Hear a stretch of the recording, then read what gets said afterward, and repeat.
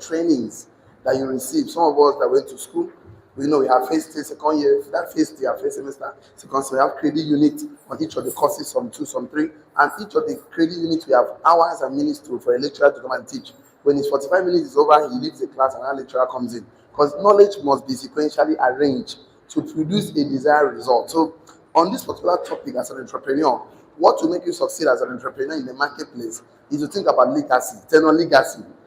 So you're not thinking about legacy, you're not in succession. You can have temporary success for the moment, possibly achieve some level of growth, but succession will not be there because we are always looking up to succession. Tell us succession. We are always looking at to succession because when the going gets tough, the tough keeps going. Because on the journey of entrepreneurs, on your entrepreneurship journey, the challenges you face are different from self-employed, from solopreneur, from employees. Your challenges are different in the marketplace. And that's why a lot of people quit. But quitting doesn't make the journey faster. Quitters never win, and winners never quit. So what are the philosophy, the psychological effect, the pattern of thinking that make us excel in the marketplace? So one of them is legacy. So legacy of lifestyle. So legacy of lifestyle. Okay? So today is part 3. And today's date is 23rd of 9. Oh, Akwa Ibom State is how many years now? 88 years plus 1 today. Happy birthday to Akwa Ibom. Right? So the state is very older. You too. This year you'll be plus 1. Tell neighbor. This year all of us will be plus 1. So what happens is that if you always think about legacy as a lifestyle, something happens. It affects your decisions making. The impact of generational thinking on decision making. So the impact of generational thinking, okay, on your decision making, okay, on decision making. So there's a way you think it affects your decision, positively or negatively. So we have about 7 outlines. Is a topic for entrepreneurs. Number 1 is context for the concept. Context for the concept. Number 2, what are legacy promises? What are legacy promises? Okay. Number 3, we'll be looking at the nature of God's promises.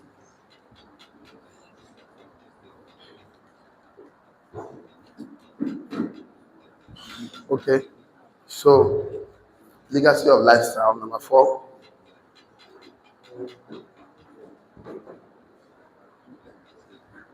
Okay. Number 5, destiny over dreams.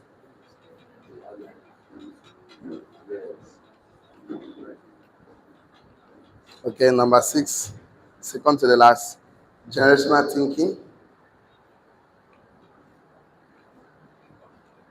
As an entrepreneur. The last one, but not the least, leaving the legacy and key takeaway. So, leaving the and key takeaway. Okay, so we started the class by telling us, for those that are not here, context for the concept. So we told us very clearly that there are not lifestyle promises from God to man. Every promise of God to man is all legacy promises. Whenever God is talking to a man, he's not talking to that man alone. He's talking to his generation. He's talking to people that will come after him. So we often take God's promises as personal.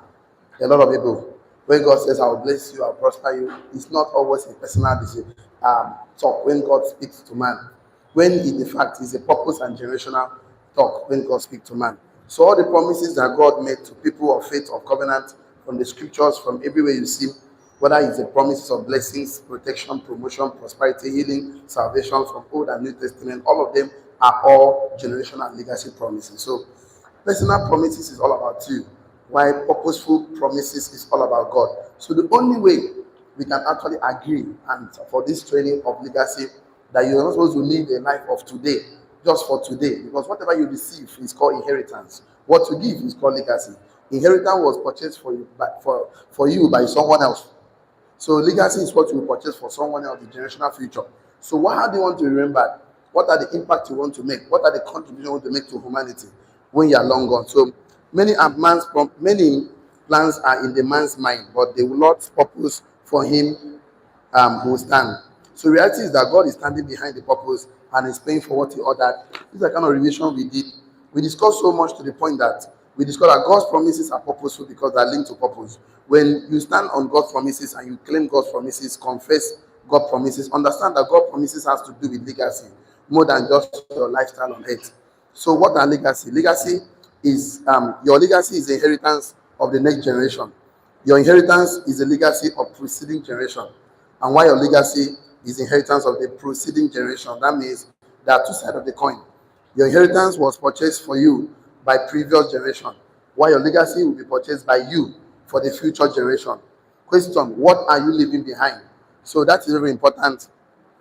What you leave behind uh, will affect a whole lot. So sorry for the break in transmission.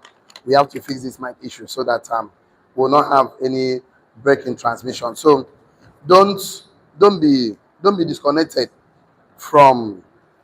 Okay, so don't be disconnected from thinking futuristic because it will help you on the journey when the journey gets tough. So, question: four key elements. That's what we discussed yesterday.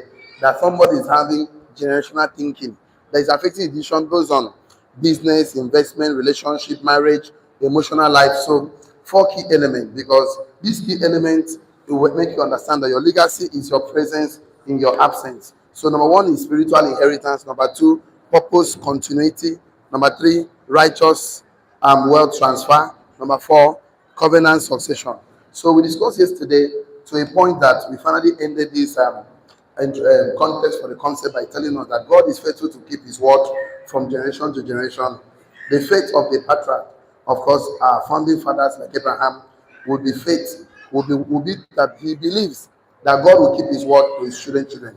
That was counted for him as righteousness. Why did the word? Because he believed that whatever God is telling him is a generational thinking. That's what the Bible recorded that Abraham believed God, it was counted for him as righteous. That means if you believe on your generational blessings, it can be imputed on you as a righteous thinking. But nevertheless, we'll do so much talk about being an entrepreneur, believing that whatever you are building is for your future generation. So that will lead us to what are legacy promises. That's what we are going to today. So on your note, write it. What are legacy promises on your note? What are legacy promises on your note? What are legacy promises on your note? So that's what we're discussing today. And it's very important that you are here with your writing material, that you are here to actually become better. What are legacy promises? So it's who you know because living in assumption, I'll always tell you that assumption is the lowest form of knowledge.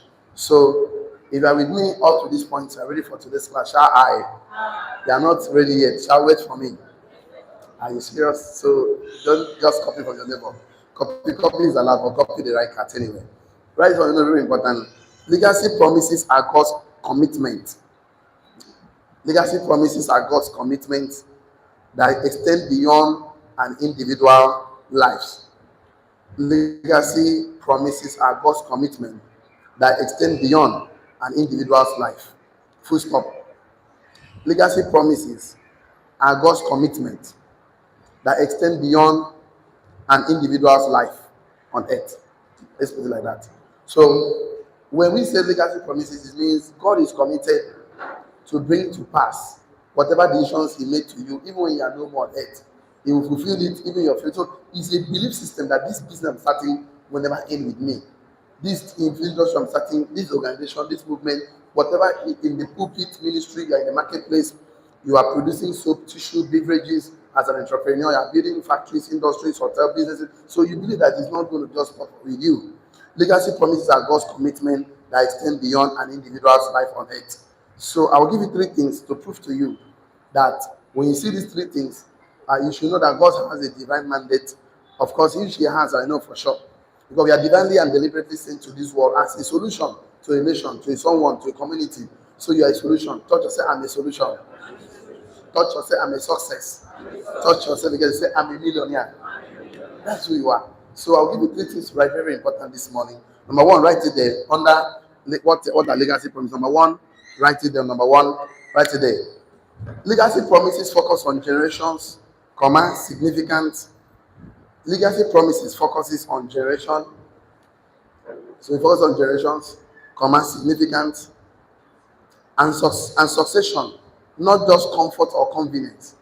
Legacy promises focuses on generations, comma, significant, and succession, not just comfort or convenience. First thing you must note, when God is talking to a man and the man he believed on the legacy promises for his life, he believed the impact of the generation. So the man will be thinking about generation, he'll be thinking about succession, he'll be thinking about significant. So legacy promises focus on generations, comma, significant, and succession, not just comfort or convenience.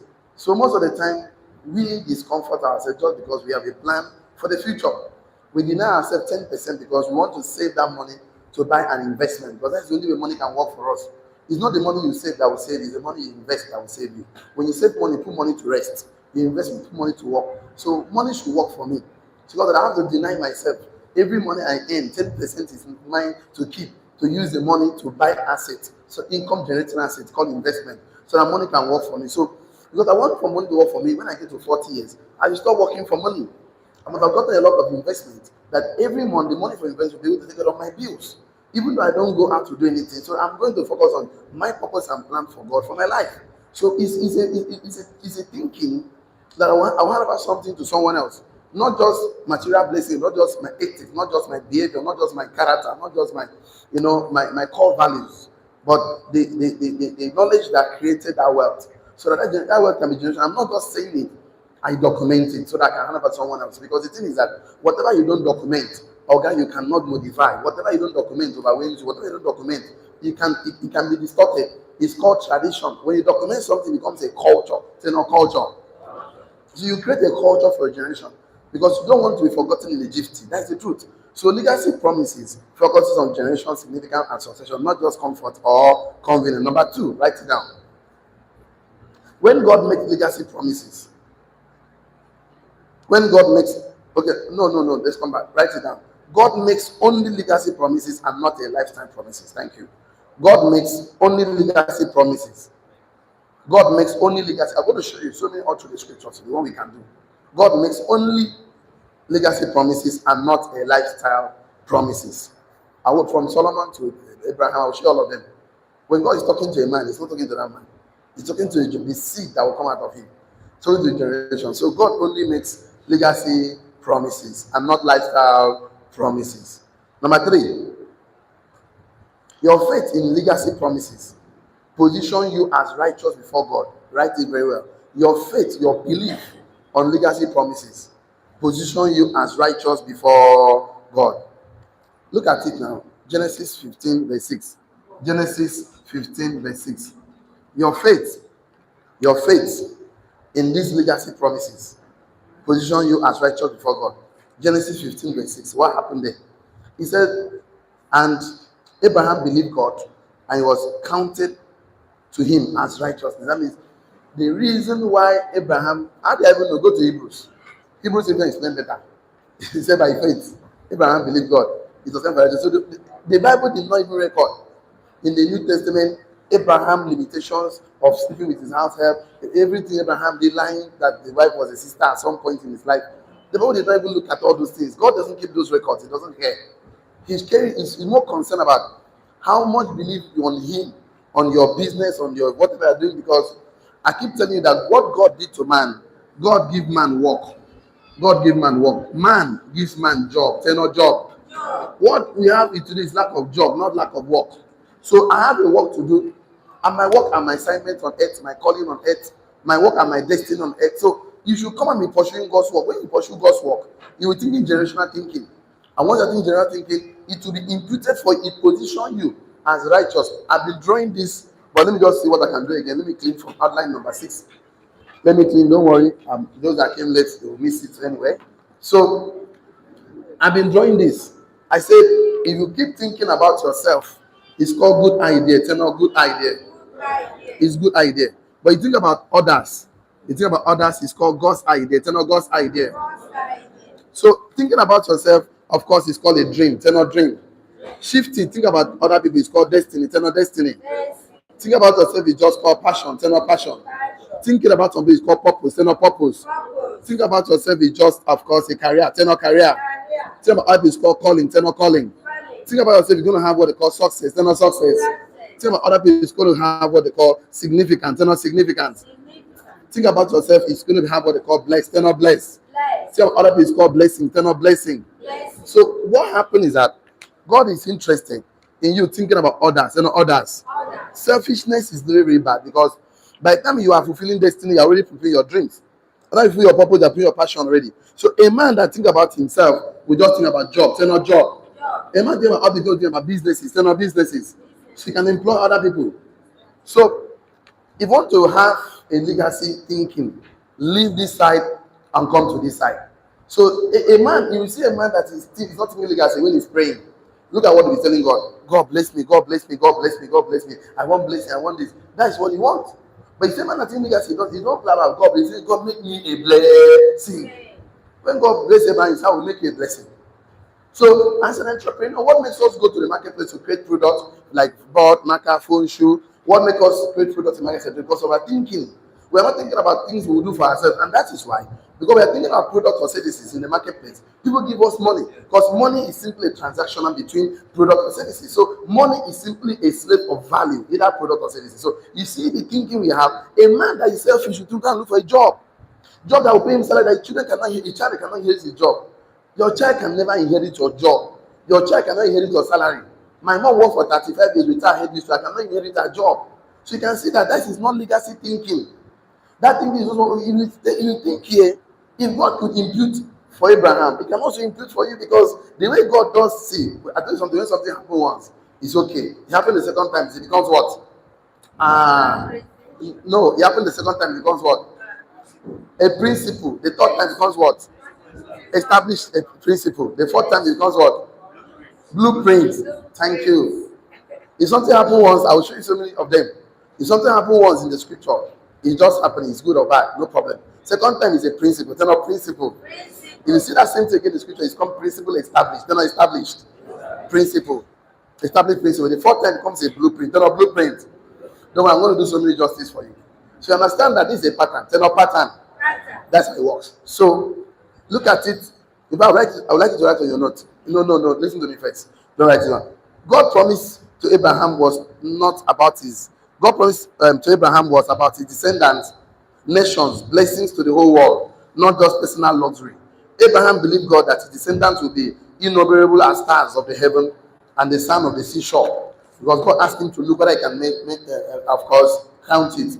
But I'm not a pastor. I don't want to become one.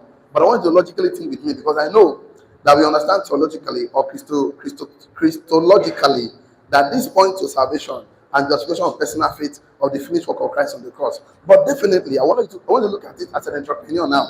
I also don't want to ignore the fact that it was Abraham's faith in his legacy promises that positioned him as a just and righteous before God. It was what? Abraham's what? Faith on what? On his legacy promises that positioned him as a just and righteous before God. If I let go right now, I know you just have to read some of the story according to write one line, but it can also make a lot of difference when you are reading back your notes. Write it down. It was Abraham's faith in his legacy promises. It was Abraham's faith in his legacy promises that positioned him as a just and righteous before God.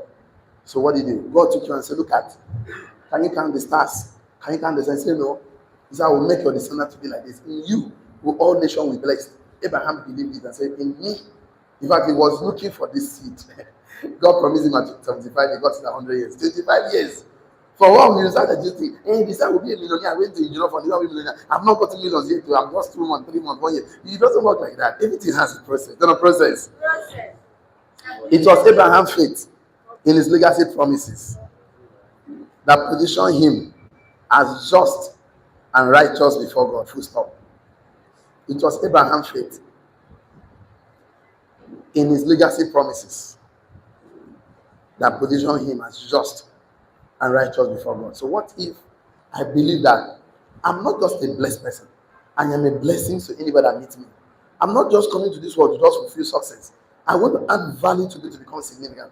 So if I begin to believe that and work with that consciously, with that mindset in my subconscious mind, every that comes will lead me empowered, inspired to become the best version of himself. So I'll add value to entrepreneurial market that we need to create company and factories to employ a lot of people because some people definitely look for a job. I told you in a man's world, there's always a king and a slave, king and subject. It's a normal thing, it's a man's affair. So the choice is which one you want to become? The king or the slaves? The choice is yours. So if you don't believe in yourself, you lose your identity and lose your generational thinking. It's gonna affect your decision. Because if you're not thinking generational, you can't have your decision is you can get a job. And job doesn't mean journey of the borrowers. What else is called? Journey of the borrowers. You are not seeing it now. Job, journey of the borrowers. They're always borrowing money. They're always broke. They have issue with money. And that's the problem with them. And it never fulfills you. Fulfillment doesn't come. Okay, I missed one here. See, if you are pursuing for yourself, it's called achievement. An achievement. Achievement. Do for other people, you call fulfillment. Tell of fulfillment. Fulfillment. Fulfillment comes but because you added value. Tell of value to someone else's life. You impacted someone else's life. So you want fulfillment in life, just pursue others. See, it's legacy thinking and it's a futurist thinking. So, believing the legacy promise of God about, write it down your notes. Believing the legacy promises of God about your life, believing the legacy promise of God about your life is just, righteous, morally, and inherently moral. I have to do it again. Believing the legacy promise of God about your life is just, righteous, morally, and inherently moral. I don't know how to put it again. So you have to find a way to describe yourself. So if I sit down and say, I'm not just coming to this world to live and die. No. I'm going to establish an institution. I'm going to establish a company. I'm going to have a factory. I'm going to do something for my next generation. I'm going to live my principles. So it's just believing the legacy promise of God about your life is just, righteous, morally, and inherently moral. Full stop.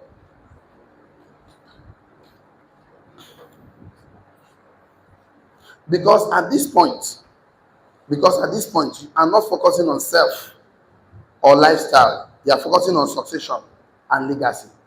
Because at this point, you are not focusing on self and lifestyle. You are focusing on succession and legacy. Because at this point, you are not just focusing on self and lifestyle.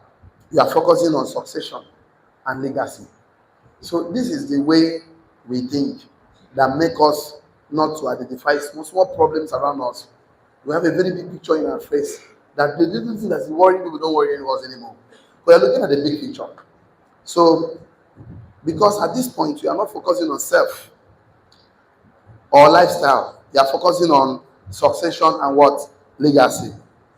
So this is how we position ourselves for blessings. So we have people for blessings, start thinking about others. We need to know how you can impact and add value to others, bring solutions to the marketplace, meet up a need in the marketplace. Things begin to fall in place and place for your own good. If I write this down on your notes, if you've not written anything today, please write this down, very important. Focusing on legacy promises positions you, qualifies you. Focusing on legacy promises position you. Focusing on legacy promises position you, qualify you. Focusing on legacy promises, focusing on others, value addition, impact, contribution. Focusing on legacy promises position you and qualifies you for God to do big and amazing things in your life. Focusing on legacy promises position you and qualifies you for God to do big and amazing things in your life. You want God to do big and amazing things, go there. That's where we are. Stop thinking small, start thinking big. Focusing on legacy promises for your life position and qualifies you for God to do big and amazing things in your life. Full stop. I like the fact that Solomon was overwhelmed by the position that his father left for him as the king of Israel. So, and God has been given a blank check. Guy, what do you want? Immediately said, I need wisdom to lead the people, position them for prosperity, good health. I need wisdom. And when a man is thinking about others, it affects your decision. God will not just give him, whenever a man asks God for So use him as a tools of blessings to other people. God not just bless you alone. God will actually fulfill your personal need, even beyond your thinking. So the reason why people don't achieve so much in life, because they're thinking small. Self. Stop thinking like that. Think about others. Start thinking about legacy, succession, significance. Think how you can become a blessing. Think how you can become okay. Think how you can fulfill your calling, purpose, and mandate on God for your life. When you think this way, this will be sorted out. And if it's something I've not even experienced, I would have told you it's not working.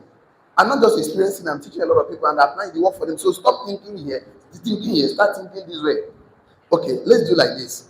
Don't write it down this to me. God says to Abraham, your seed shall all the family on the earth will be blessed. That's what God says. So the way you understand these particular God promises, that you must understand the nature of God's promises for man. So write it down like on number 3. The nature of God's promises to man. The nature. That's the only way you can understand everything I've been saying since last week Friday. Because you have to understand how this thing works.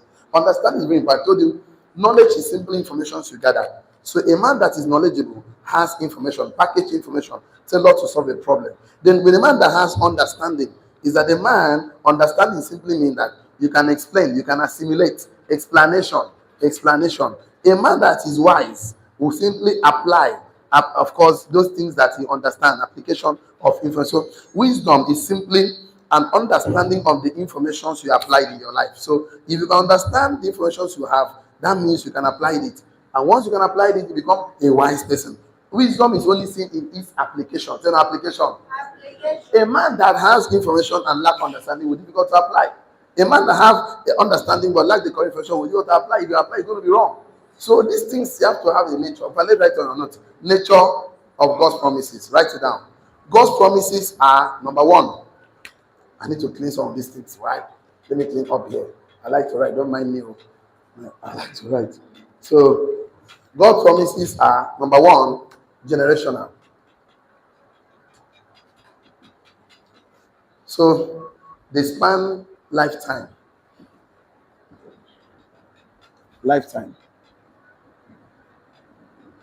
They span lifetime. So it's not just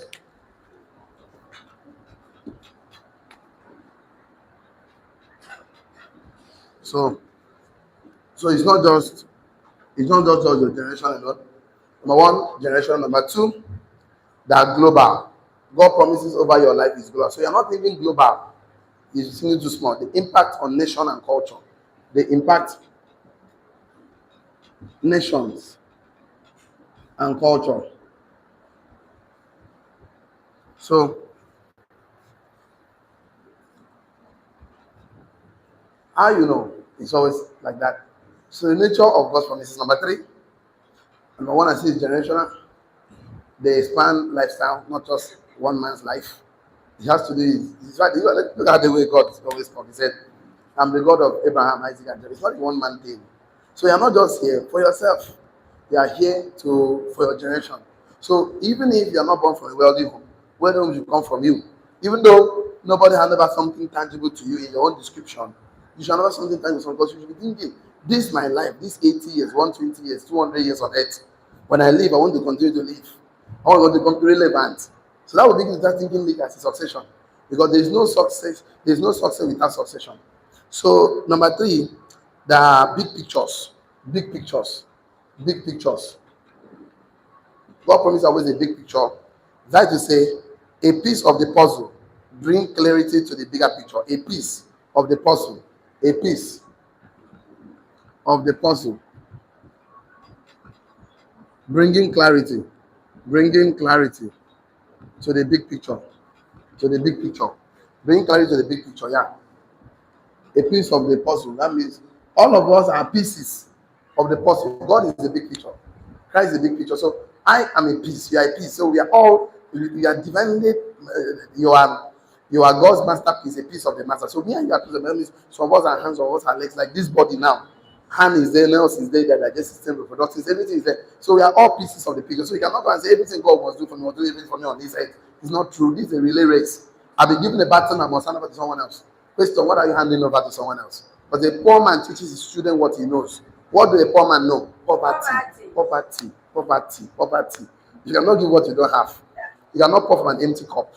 So if you don't invest in yourself, you cannot give it out. And you cannot help the world from the point of weakness. You can only help the world from the point of strength. You have to be strong to help someone else to be strong, because you cannot give what you don't have. So a big picture, a piece of the puzzle, bring clarity to the big picture. Number four, I don't stay, don't stay. I didn't want to clean this one, the nature. Let me just clean a little bit here. Maybe I can give you the note. Number four, God's promises are always strategic. They're not strategic. God's promises are always strategic. They point to the end game. That's how we do. They point to the end game. God's promises are always strategic. They point to the end game. That means whatever God wanted in the beginning will in end. So God will just point to the end. So you are going to be part of this journey. You're going to see after this big picture of 1,000 years or 1,000,000 years. So you have 200 years for you, 150 years for you, 80 years. So this is going to hand over to someone else. So you're going to come. So you can see the good news is that they're always strategic. They point to the end game. Strategic, they point to the end game. I didn't want to clean this, but maybe I don't know. If written this one, they point to the end game. Under strategic, if written it down, shall I? Thank you. So write it down. Strategic, they point to the end game. So, definitely, let me do something for you. Definitely, okay?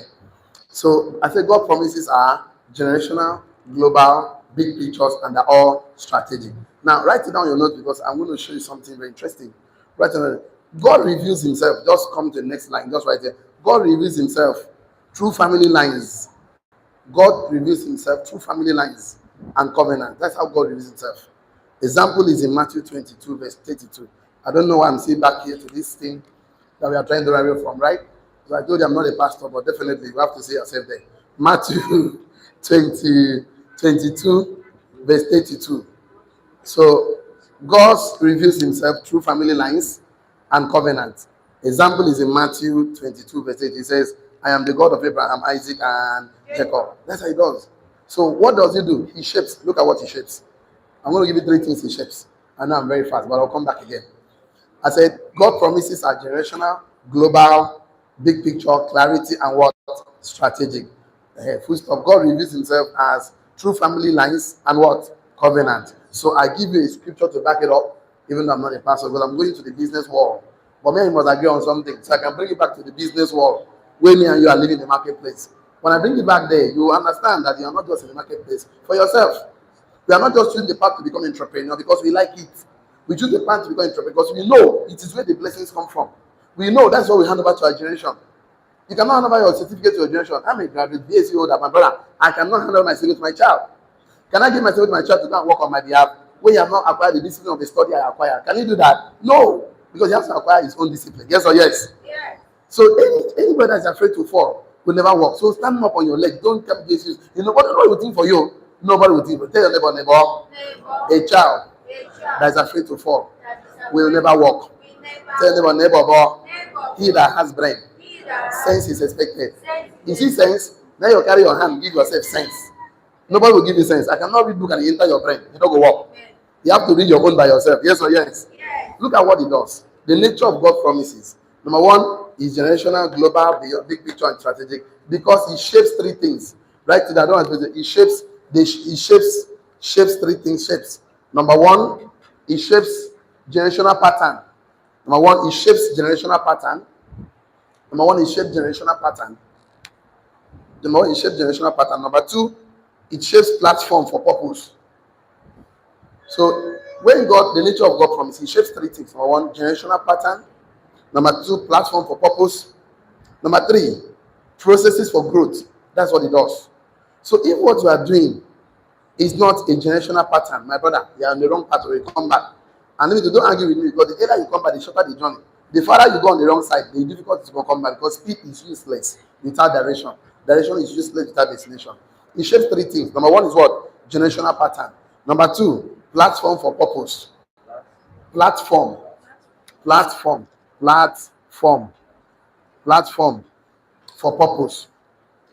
for purpose.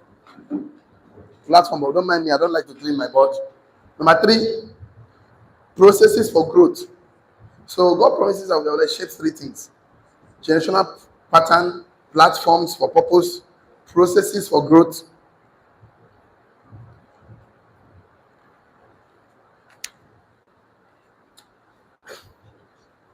Okay, I have 10 minutes more to finish this class.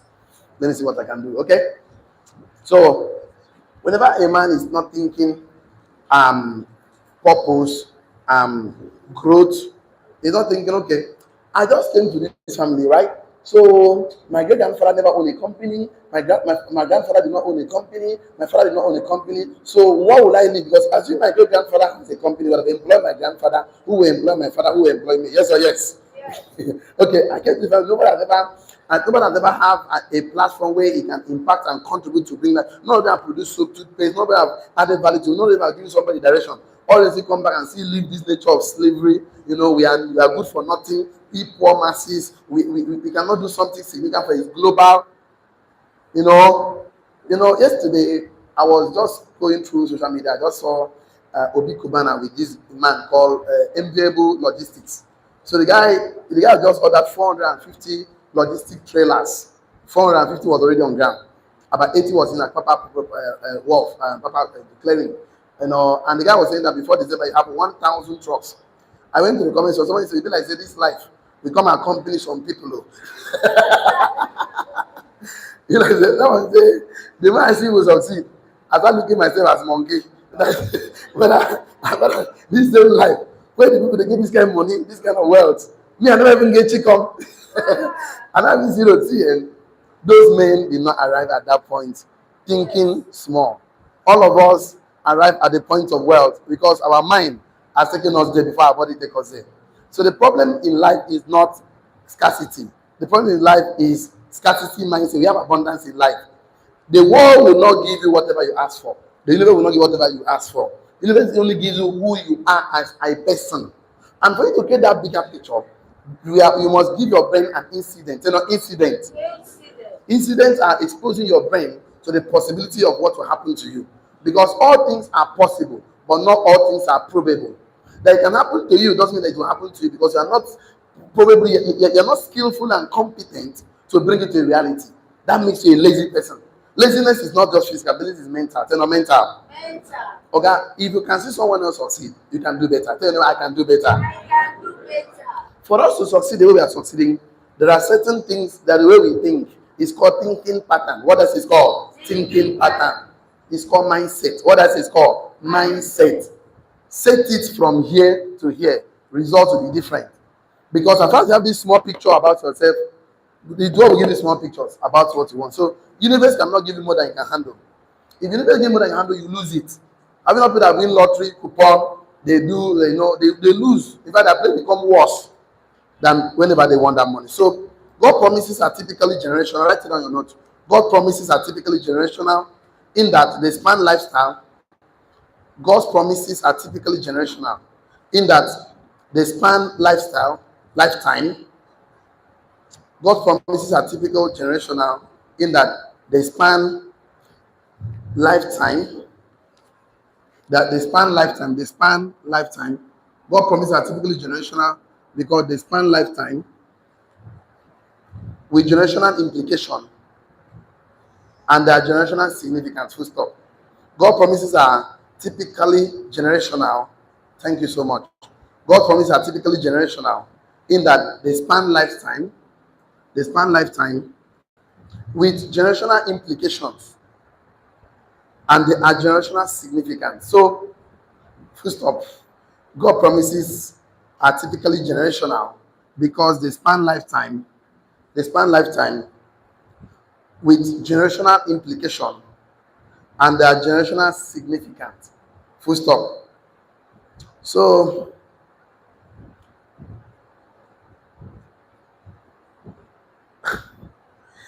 okay, I'm going to make a bold statement right now. I don't know why we should write it down, but if you listen to me before you can write it, I will decide. I don't understand whether you write it down or not. So, the moment you begin to think that God promises for you are just about to exclude for you, then then you don't understand the nature of God promises, and this always deny you from experiencing generational blessings. So, okay, let's just write it down. No problem, write it down. The moment you begin to think that God promises are for you only, the moment you begin to think that God promises are for you only,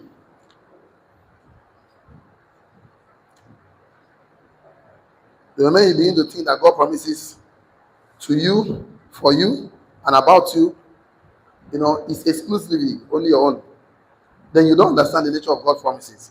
And that is always a legacy promise. That is always a legacy promise. So the only need to think that God promises are for you only, exclusively for you only, then you don't understand the nature of God's promises. That is always legacy promises. You don't need to think that God promises for your life, long life, prosperity, good health, are for you only and exclusively for you only. Then you don't understand the nature of God's promises. That is always legacy promises. So, and the good thing is that what I'm going to do next, I'm going to bring out some men from the scripture, show you men that God made promises. All of them, there are thousands and plenty promises in the Bible. The wealth, the health. So the way you begin to think that God promises for you is for you only, exclusive for you only, then you don't understand the nature of God promises. That is always a legacy promises. So how you know that is that you have to see. I don't know how to put it, but let's see what we can do. Let me see how many minutes I have. Oh, okay, I have 5 minutes more. So let's do something very, very important before we wrap up today's class.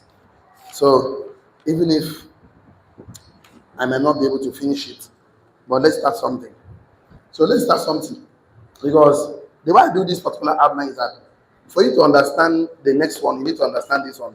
That God promises are always generational, global, big picture, strategic. They shape, of course, generational patterns, platform for purpose, processes for growth. So the only way to understand nature of God promises is understand legacy lifestyle. So let's just start something for today because we have a lot of things to discuss by tomorrow. So write on your note, legacy lifestyle. Legacy lifestyle. So, and I need to clean something here. Let me clean all this one on top. Legacy lifestyle. Okay. Legacy lifestyle.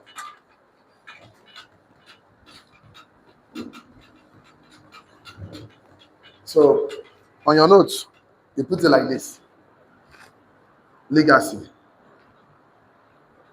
personal lifestyle. Or let's change it the other way so I can make my class interesting. Sorry. Let's put a personal lifestyle this way. Legacy this way, so that when I'm legacy. So when I'm talking, we can make reference to this. We can make reference to this. So it makes it number one. Personal lifestyle gives you personal comfort. Personal comfort, comma. It gives you how do I put on my note here? So I wrote it somewhere at the back.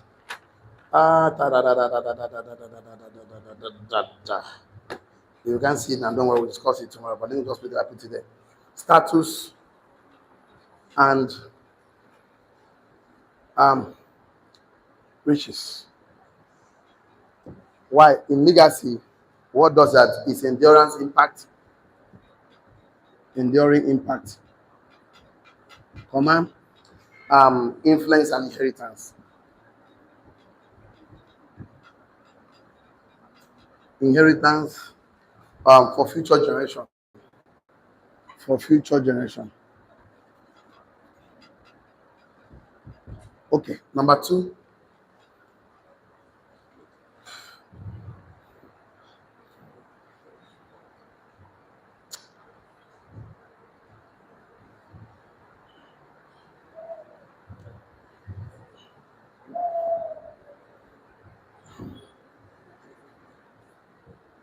You risk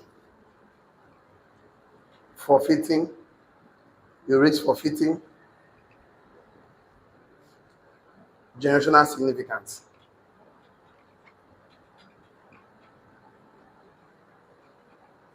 You risk, when you focus on personal lifestyle, you risk forfeiting generational significance.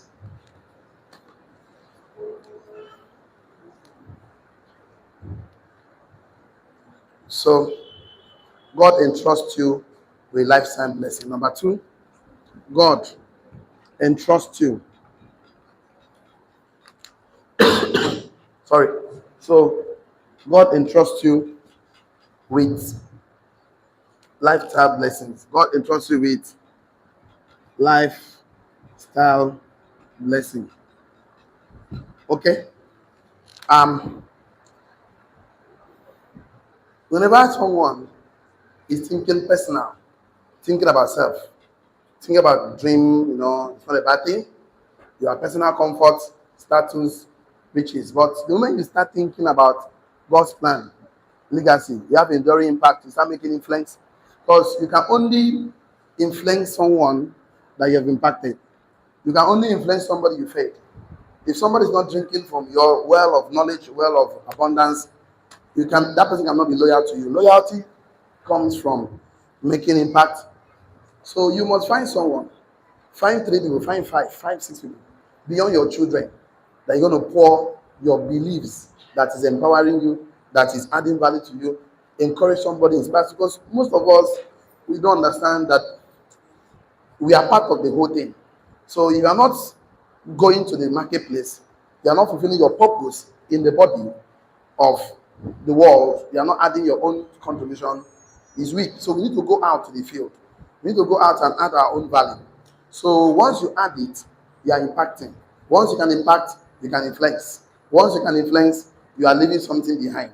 So what happens is that if you don't think about that, you are forfeiting your generational significance. And if you do that, God will entrust you, not just about you, everything you ever needed. So let me even give you one scripture, then we can close from there. And I told you, whenever I'm talking to entrepreneurs in this part of the world, I like to always bring scriptural backing so that you can know that once we can agree on something, we can discuss everything. But once we can't agree on anything, then we don't have anything to discuss, because a man convinced against his will is of the same opinion still. Matthew 6, verse 33, one of the most popular scriptures. Just come here, right here. Matthew 6, 33. It says, seek ye first the kingdom of God and his righteousness, and all these things shall be added unto you. So, and let me just stop there for today. Because if I go there, if I continue, because I will give you some notes about this, because if you don't understand the notes behind this, so tomorrow I will finish up. I'll finish this class tomorrow, because a carnal minded is dead. A carnal person only seek this one. They are all carnality. Carnal man, carnality. So these guys don't think about God, me, myself, and I. That's what they think. That's, you see them, you see a problem. That's when they live as if they don't know that there will be tomorrow. And they eat with 10 fingers in their mouth. And they wonder why their life is not working. It cannot work. He worketh not. Stay not, he worketh not. He worketh not. So there's a philosophy you need to be thinking that will separate you from other people. There's a way of pattern of thinking that will make you attract abundance into your life. I told you last time that money is not something you pursue. Money is something you attract based on who you become, based on the value in the marketplace, based on the exchange of value in the marketplace. So by tomorrow we'll do justice to this training, so that at the end of this training, your thinking pattern can move from here to there. Once you move from there to there, everything about it will be added to you. That's how it works. So online community, don't get involved in a business without a mentor. Professional advice is not a must you take it, but my advice to you that mentorship is a legal shortcut to success. And he that comes in the shade of mentors will see far. See you tomorrow, see you at the top. Have a wonderful day. Have a wonderful moment. Happy birthday to Bible State at 38 years. See you at top, and that's the best you can take today. Shalom. Bye bye for now. Thank you. Thank you so much.